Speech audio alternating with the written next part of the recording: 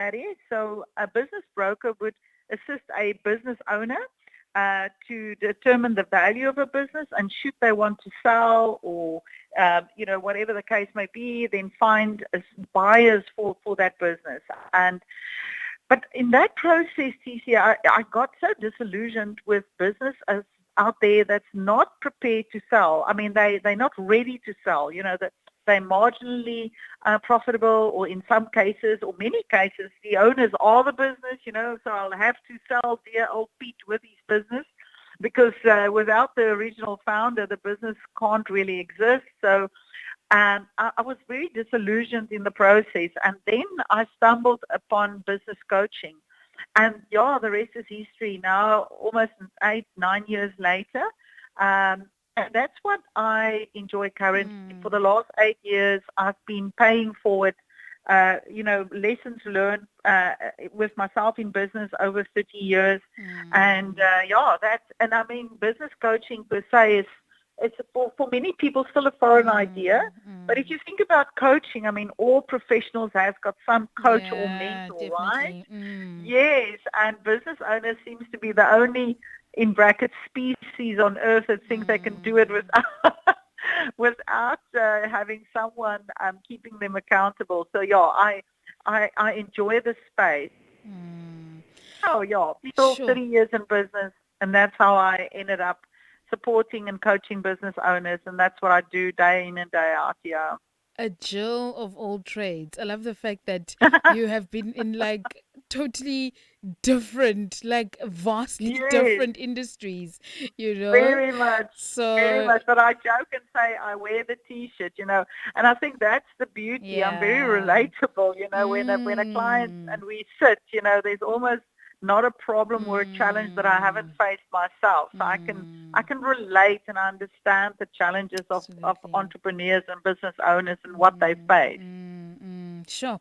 So, Mm. so Lindy, to get into our, topic for this evening, Mm. how do you adapt your business strategies as a business owner or plans to accommodate seasonal fluctuation?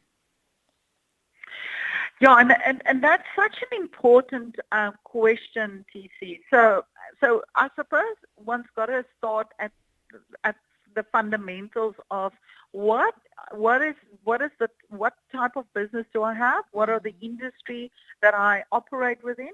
And I mean, the obvious example of business that is very seasonable is obviously hospitality, restaurants, fashion. Fashion goes through cycles: winter, spring, summer. So the first thing that one's got to understand is what is the how what's the word?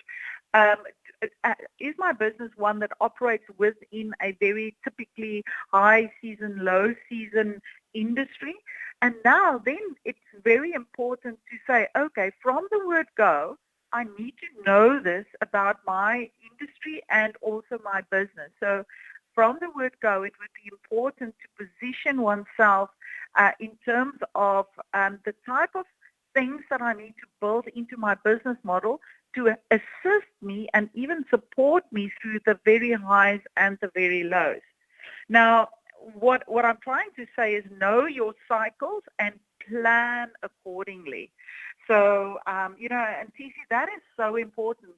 I want to make the statement that business is a thinking game. And what I often see with a business is business owners, we become so hands-on, tied in, hands in, very operational, hands-on, and then we don't spend nearly enough time allowing ourselves to think and plan. Now, in business, so what would we use the down seasons for? These down seasons are typically the time when we get to sit down and we take the data or the information of the past high season and we use the downtime to analyze the numbers, analyze the patterns, look at how well we did, or if we were challenged through this time. So really take the time to review and really think and say, okay, what have we learned? How can we improve? What should we stop doing? What can we do better going forward?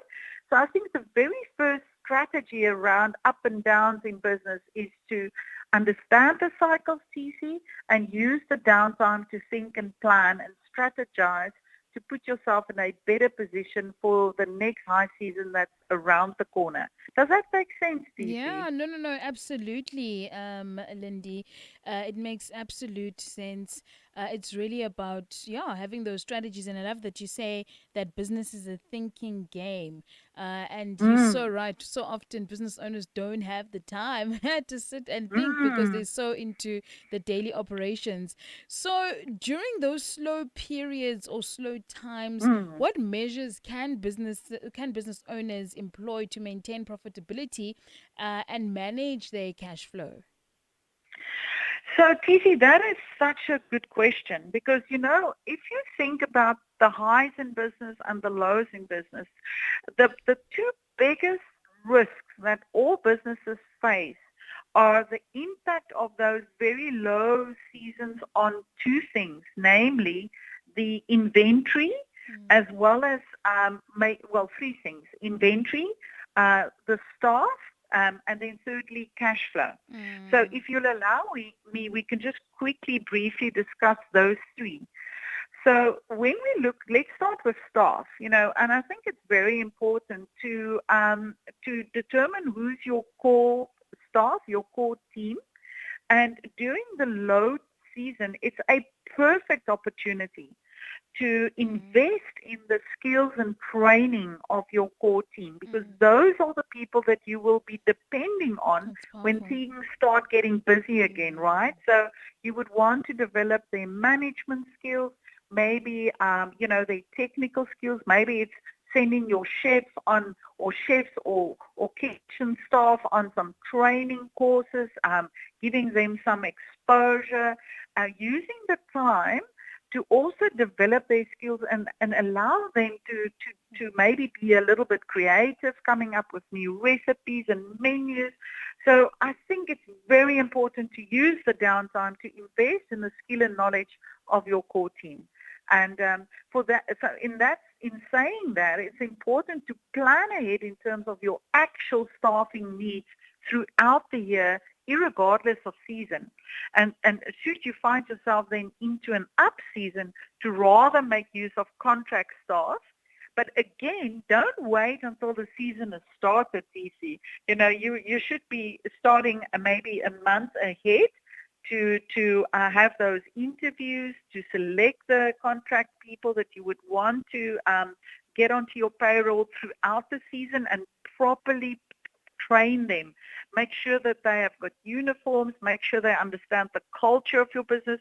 I'm talking now specifically thinking hospitality, right? But I mean, even any seasonal business, you would want to make sure that the staff that you need through those peak times are properly trained and prepared. Because, in business, we always need to maintain our reputation. So one bad experience of a customer and that terrible word of mouth, eh? So I'd rather not find myself in a situation where I need to apologize. So I want to make sure that my staff is properly prepared and trained. The second thing is obviously the impact that high and low seasons has on cash flow. Now, I coach my business owners the importance of having a proper budget to provide for financial needs throughout high seasons, low seasons. So we need to be budgeting, very accurate budgeting, and that then tells us, how are we forecasting for seasons, and we need to make sure that we've got enough cash flow to provide for those higher demands in terms of stock and staff and everything that we need to provide for. So a tip and a very important strategy around cash flow at TC is to save up into some sort of an emergency fund so that we can sustain our business operations throughout the low seasons. And this is a very dear lesson that COVID taught us. Many business owners didn't see this coming. They didn't have any access to savings or stash funds. And when COVID hit, they could barely sustain themselves, and that meant that many business owners closed as a result of that. So always be saving up and making sure that you've at least got about 3 to 6 months of cash flow that you've got access to. And then the third one is obviously inventory and equipment. A great strategy, TC, during low times or slow times is to invest some time in maintenance, doing the old paint job, maybe throwing out stuff that's broken or not functional anymore. So upgrading of equipment, getting rid of old stuff, and replacing and maintenance, and making sure that we are spick and span and ready. Our inventory is stocked. We've organized everything, and we're ready for the next season. So organizing and planning our inventory and stock also very important, and we can use the slow times for those things. Does that make sense? And I hope it's helpful, TC. No, definitely, because I love the fact that, it's not about closing shop, during the slow times, but it's being strategic about it, upskilling your Yes, staff, as you spoke about. That's, amazing. And you always need, there are always new trends in every industry, and staff needs to know about it, but sometimes there's never time during the busy season. So this is a perfect time exactly. to get them geared up for the busy season. Exactly.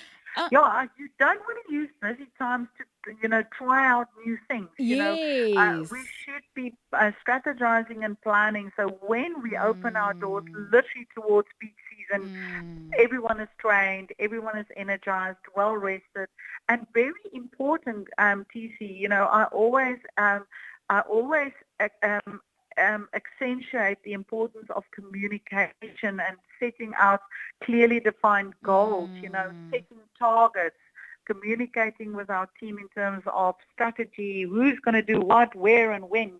It's all mm, like a big, well-oiled machine when those doors open in mm, season. I love it. Now, Mm. looking at some trends, some seasonal trends that Mm. maybe you have picked up, or patterns that you have Mm. picked up on in the commercial sector, how can business owners capitalize on those trends? Yeah, and I think I'm especially thinking a very obvious trend is, well, two things. First of all, let's look at fashion, where we go through winter, summer, winter, summer. The obvious trends is to follow the big guys. Now, I'm talking big chains, well-known chains out there. If you're a smaller, like boutique, and you, say for instance, you're selling ladies wear, so a good trend or strategy would be to follow the trends of the bigger guys. And you often see that, TC. I mean, well, in Cape Town, we're still very much in winter, but there's almost all the winter sales are done and dusted. If we walk through the shopping centers now, everything is spring and summer stuff. And I go, oh my God, I don't feel like buying that now because, we're still into winter warmies. But again, so if we, so it's important to follow the trend of the big guys. So when they get their stuff onto sale, you need to be selling your stuff. So when the summer and spring promotions start, you should be proactively marketing and creating awareness. And I think the important thing about trends is the importance of digital media, as well as the importance of maintaining the communication with your target market and your core customers right throughout. That's a very important trend out there in terms of marketing strategies. It's now possible for us to identify our target market, to speak their language, to always be talking to our target market, to always be informing them, getting them excited, TC, around what are we preparing for the new season, what can they look forward to, maybe invite them to special occasions and special launches.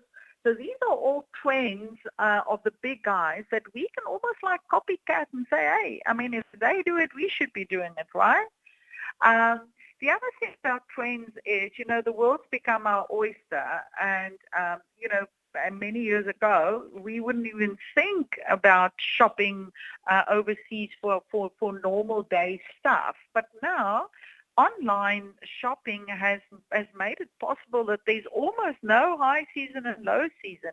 So I think an important trend is to make sure if your business is of if you have the type of business that you can sell a product or service online, very important to position online. And I mean, TC, that is a conversation that we can have on a different date because it's such a big conversation. How do I position online? What are the things that I need to do? I think a very important trend is to be accessible online. Everything needs to be updated. It should be a carefree, positive experience when your customers buy from you online. So those are just a couple of things that's running through my mind in terms of trends, TC. Wow, Lindie, thank you so much. I feel like you need to come back again because I suppose I should, there's eh? so much to get through, because I there are many know. facets and elements and layers to ensuring that your Mm. business is sustainable all year round. And I think that you've